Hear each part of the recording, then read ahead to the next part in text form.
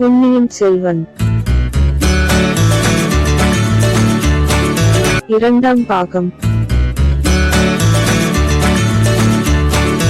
6ஆம் அத்தியாயம். மறைந்த மண்டபம். மறுநாள் காலையில் உதயசூரியனுடைய செங்கிரணங்கள் வந்தியத்தேவனை தட்டி எழுப்பின. உறக்கம் நீங்கிய பிறகும் சுய உணர்வு வருவதற்கு சிறிது நேரம் பிடித்தது. அவன் மேல் விழுந்தது சூரிய வெளிச்சமா அல்லது கலங்கரை விளக்கின் ஒளியா என்று தழுவதற்கு சிறிது நேரம் பிடித்தது. முதல் நாள் இரவு அனுபவங்களில் எது உண்மை எது கனவு என்று எண்ணி பார்த்தபோது அவனுக்கு ஒரே குழப்பமாயிருந்தது. வீட்டிலே பெரியவரின் மனைவியும் அவருடைய மருமகளும் மட்டுமே இருந்தார்கள்.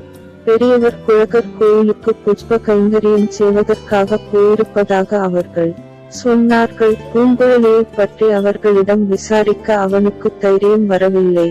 அவர்கள் அளித்த காலை உணவை அருந்திவிட்டு சுற்றுமுற்றும் கண்களை செலுத்தி தேடி பார்த்தான். பூங்குழலி எங்கும் அகப்படவில்லை. ஆலயத்துக்கு போய் பார்க்கலாம் என்று போனான். அங்கே அவள் தந்தை இருந்தார். கோயிலை சுற்றியிருந்த மரங்களிலிருந்து பூஜைக்குரிய புஷ்பங்களை கொய்து கொண்டிருந்தார். மலர்களை தொடுத்து மாலையாக்குவதற்கு சில நாள் பூங்குழலி வருவதுண்டு என்றும் ஆனால் இன்றைக்கு வரவில்லை என்றும் கூறினார். எங்கேயாவது காட்டில் மான்களை துரத்திக் கொண்டிருப்பாள் அல்லது கடற்கரையோடு திரிந்து கொண்டிருப்பாள். அவளை தேடிப்பிடித்து கேட்டு பார் என்றார்.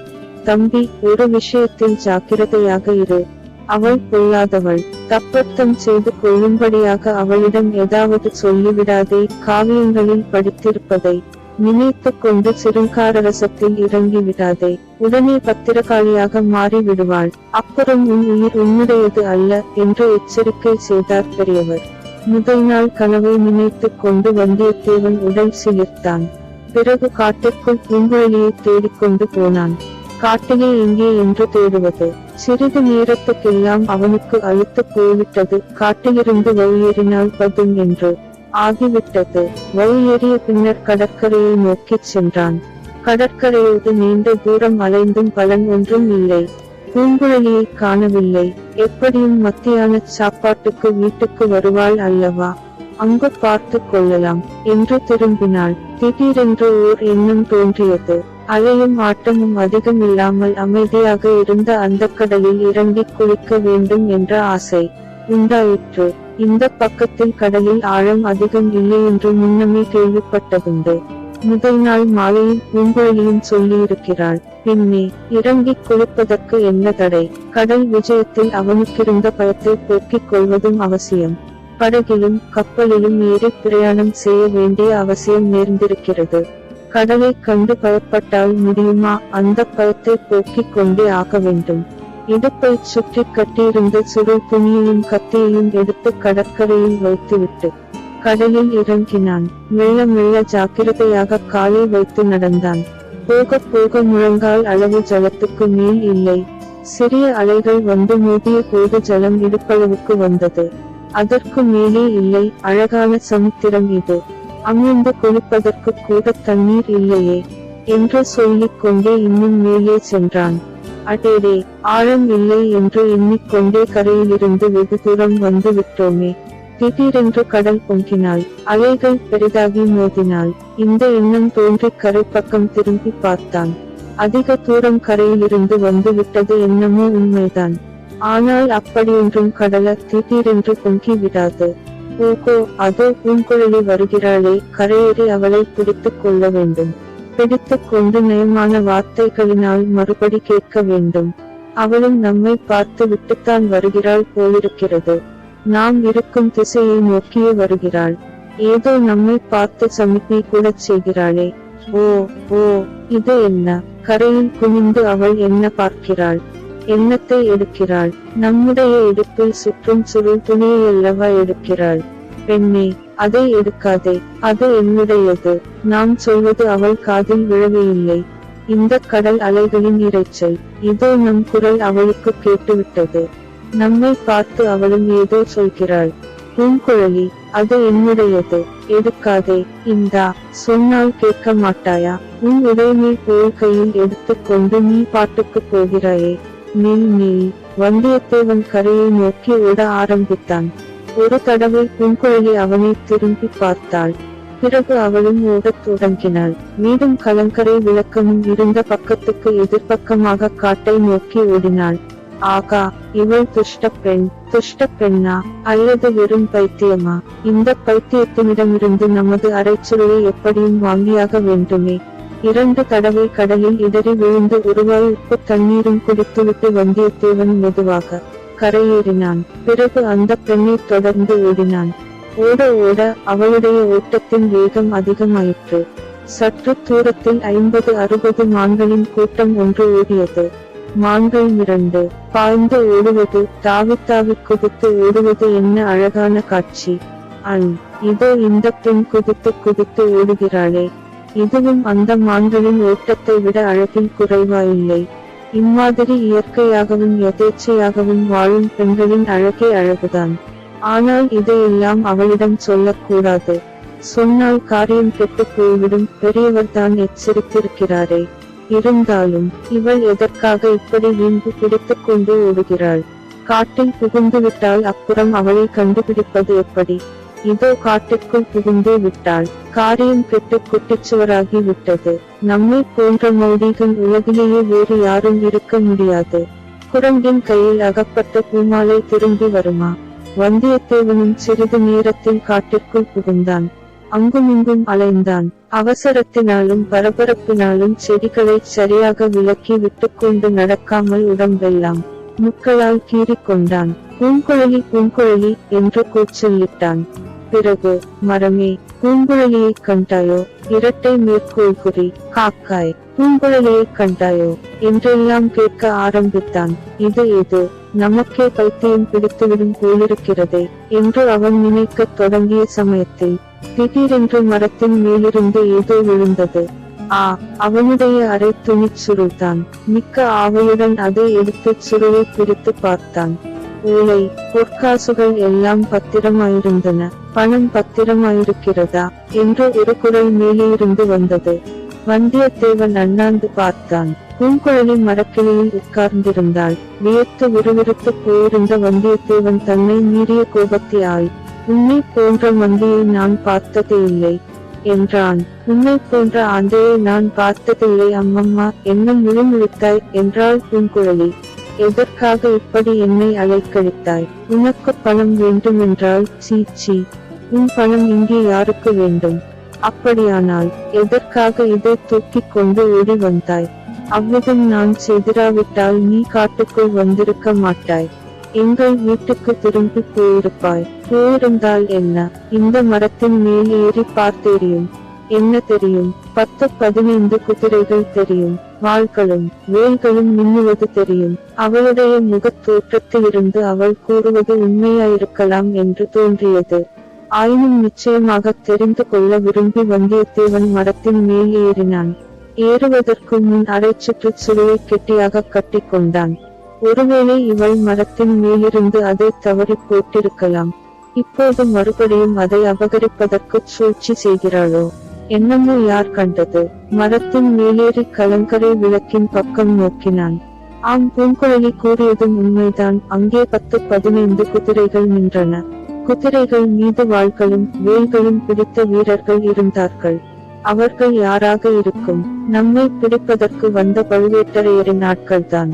வேறு யாராயிருக்க முடியும்? பூங்குழலி தன்னை பெரும் அபாயத்திலிருந்து காப்பாற்றினாள். எதற்காக? என்ன நோக்கம் பற்றி இன்னும் சில விஷயங்களும் தெளிவாகவில்லை. இருவரும் மரத்திலிருந்து கீழே இறங்கினார்கள். பூங்குழலி என்னை பேராபத்திலிருந்து காப்பாற்றினாய். உனக்கு மிக மிக நன்றி என்றான் வந்தியத்தேவன். வெறும் ஆண் பிள்ளைகளுக்கு நன்றி கூட உண்டா என்றாள் பூங்குழலி. எல்லாம் ஆண் பிள்ளைகளையும் போல் என்னையும் எண்ணி விடாதே. நீ எல்லோரையும் போல் இல்லை, ஒரு தனி மாதிரிதான். பெண்ணே, உன்னை ஒரு கேள்வி கேட்கலாமா? தாராளமாக கேட்கலாம். மறுமொழி கூறுவது என் இஷ்டம். என்னை காப்பாற்ற வேண்டும் என்று ஏன் எண்ணினாய்? என் பேரில் திடீரென்று தயவு பிறக்க காரணம் என்ன? பூங்குழலி சும்மா இருந்தாள். அவள் சிறிது திகைத்து போனாள் என்பது முகத்திலிருந்து தெரிந்தது. அப்புறம் யோசித்து பார்த்து, அசடுகளை கண்டால் எனக்கு எப்போதும் கொஞ்சம் பரிதாபம் உண்டு என்றாள். சந்தோஷம். இந்த வீரர்கள் என்னை தேடி வந்திருக்கிறார்கள் என்பதை எப்படி அறிந்தாய்? உன்னை பார்த்தால் தெரியவில்லையா? நீ தப்பி ஓடி ஒளிந்து கொள்ள வந்திருக்கிறவன் என்று நேற்றைக்கே ஊகித்தேன். இன்றைக்கு காலையில் உன் சிநேகிதன் வைத்தியர் மகன் மூலமாக அது ஊர்ஜிதமாயிற்று. அவன் என்ன உளறினான்? காலையில் எழுந்ததும் காட்டிலே மூலிகை தேட வேண்டும் என்றான். நான் அழைத்துப் போவதாகச் சொல்லி இங்கே அழைத்து கொண்டு வந்தேன். என்னிடத்தில் காதல் புரிய ஆரம்பித்தான். உன்னுடைய சிநேகிதன் உன்னை முந்திக் கொண்டு விட்டானே என்று சொன்னேன். என்ன சொன்னாய்? கொஞ்சம் பொறு, கேட்டுக்கொண்டு வா. நீ என்னிடம் காதல் புரியத் தொடங்கிவிட்டதாகச் சொன்னேன். அப்போதுதான் உன் பேரில் அவனுடைய சந்தேகத்தை வெளியிட்டான். ஏதோ இராஜ தண்டனைக்கு பயந்து நீ ஓடித் தப்பி வந்திருக்கிறாய் என்று அவனுக்கு வழியில் பல காரணங்களால் சந்தேகம் தோன்றியதாம். அப்படிப்பட்டவனை நம்பி அநியாயமாய் கெட்டு போகாதே. என்னை கல்யாணம் செய்து கொள் என்றான். ரொம்ப அவசரப்படுகிறாயே, பெரியவர்களை கேட்க வேண்டாமா என்றேன். பழந்தமிழ் மரபையொட்டி களவு மனம் புரிந்து கொள்வோம் என்று உன் அழகான சிநேகிதன் சொன்னான். எப்படியிருக்கிறது கதை? அட சண்டாள பாவி என்று கத்தினாள் வந்தியத்தேவன். இதற்குள்ளே குதிரைகள் வரும் சத்தம் கேட்டது. நான் மரத்தின் மேல் ஏறி பார்க்கச் சொன்னேன். மரத்தின் மேலே நின்று பார்த்தபோது அவனுடைய கால்கள் வெடவெடவென்று நடுங்கியதை நினைத்தால் இப்போதும் எனக்குச் சிரிப்பு வருகிறது என்று சொல்லி விட்டு பூங்குழலி சிரித்தாள். விளையாட்டு இருக்கட்டும், அப்புறம் என்ன நடந்தது? அவன் மரத்தின் மேலே இருந்து இறங்கி வந்தான். பார்த்தாயா, நான் சொன்னது சரியாக போயிற்று. அவனை பிடிப்பதற்கான் இராஜ சேவகர்கள் வந்திருக்கிறார்கள் என்றான். அப்படியானால் அவனுடன் வந்த உன்னையும் பிடிப்பார்கள் அல்லவா?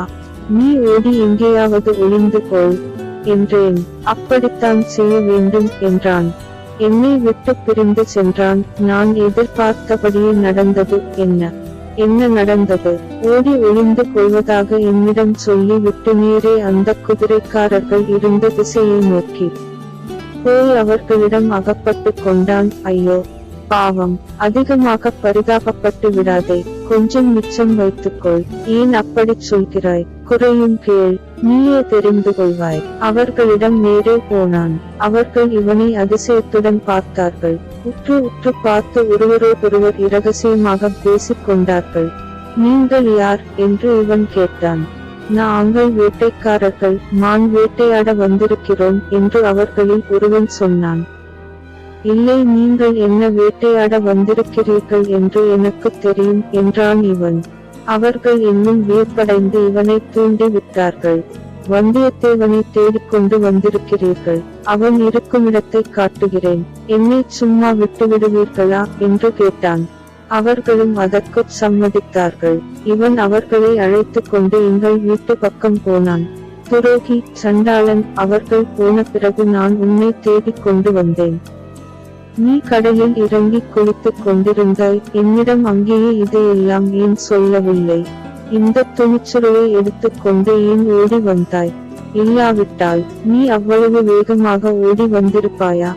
அந்த வேட்டைக்காரர்களை ஒருகை பார்க்கிறேன் என்று அவர்களை தேடி போயிருந்தாலும் போயிருப்பாய்.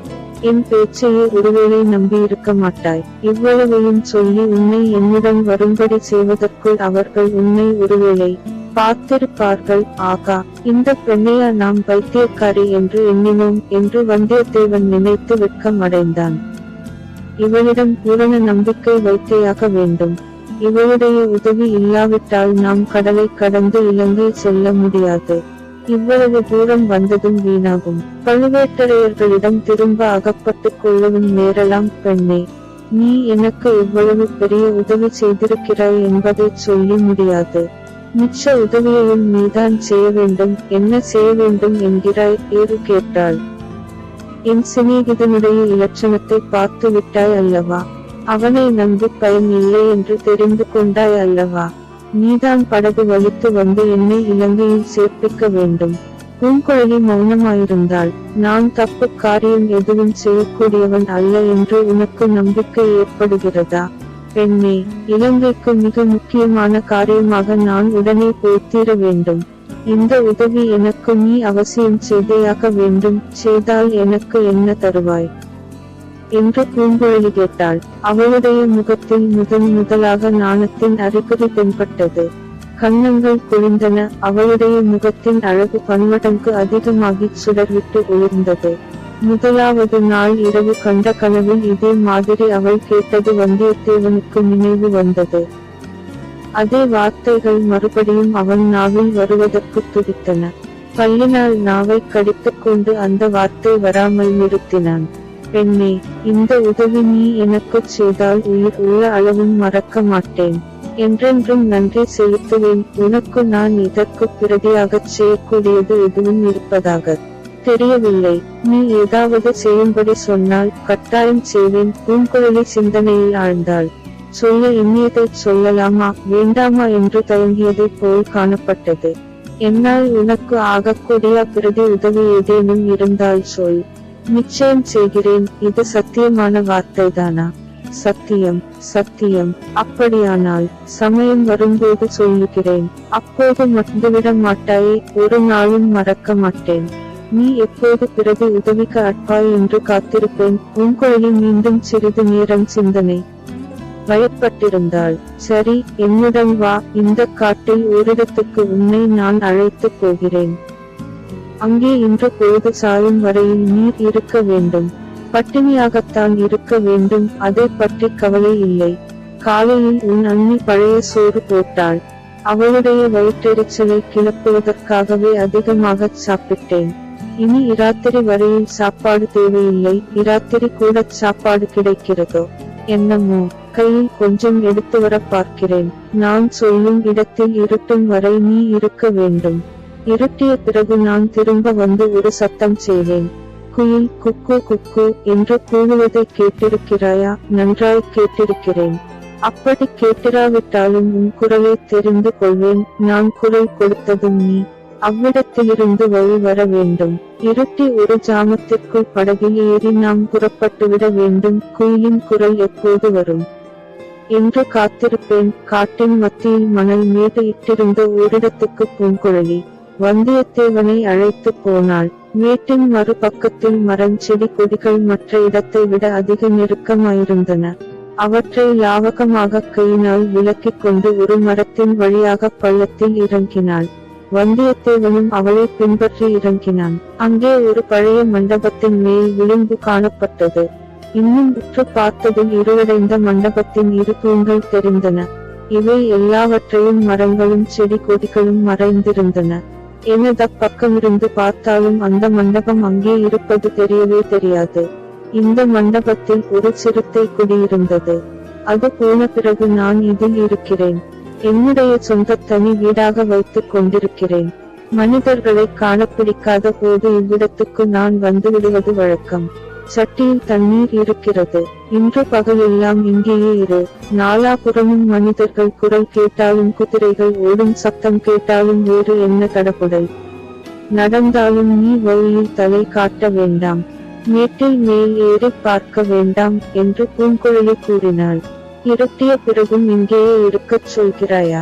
காட்டு மிருகம், புலி, சிறுத்தை ஏதாவது வந்தால் என்று வந்தியத்தேவன் கேட்டான். புலி சிறுத்தை இங்கே ஒன்றும் இப்போது இல்லை. வந்தால் நரியும் காட்டு பன்றியும் வரும். நரிக்கும் பன்றிக்கும் பயப்பட மாட்டாயே? பயம் ஒன்றும் இல்லை. இருட்டில் வந்து மேலே விழுந்தால் என்ன செய்வது? கையில் வேல் கூட இல்லை. வீட்டில் வைத்து விட்டேன். இந்த ஆயுதத்தை வைத்துக்கொள் என்று பூங்குழலி மண்டபத்தில் கிடந்த ஓர் ஆயுதத்தை எடுத்துக் கொடுத்தாள். அது ஒரு விசித்திரமான ஆயுதம். இருபுறமும் வாள் போல் கூரான முட்கள் இருந்தன. முட்கள் இரும்பை விட கெட்டியாயிருந்தன. இந்திரனுடைய வஜ்ராயுதம் இப்படித்தான் இருக்கும் போலும். இது என்ன ஆயுதம்? எதனால் செய்தது என்று வந்தியத்தேவன் கேட்டான். இது ஒரு மீனின் வாள். இந்த மண்டபத்தில் குடியிருந்த சிறுத்தை என் மீது பாய வந்தபோது இதனால் அடித்துத்தான் அதை கொன்றேன் என்றாள் பூங்குழலி.